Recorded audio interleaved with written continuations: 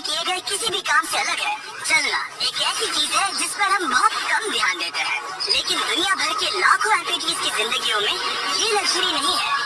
लेकिन इस वीडियो में 2000 लोगों के लिए वो चीज बदलने वाली है। 2020 में मेरा एक्सीडेंट हुआ था और मेरे दोनों एंकल्स टूट गए थे। जब वो बीमार पड़ा तो डॉक्टर को लगा नहीं कि वो 7 साल जी पाएगा। 17 साल का था जब मेरा कार एक्सीडेंट हुआ और मैंने अपने दोनों पैर खो दिए। इस सब की शुरुआत करेंगे स्टेफनी की मदद करके। क्या हाल है? बढ़िया, बहुत एक्साइटेड है क्या यहाँ हूँ। मैं बहुत नर्वस हूँ। वैसे तुम्हें आखिरी बार चले कितना समय हो गया? मैं 2009 के बाद खुद के दम पर नहीं चल पाई हूँ। यानी कि तुम अपने पैरों पर आखिरी बार 15 साल पहले खड़ी थी। हाँ।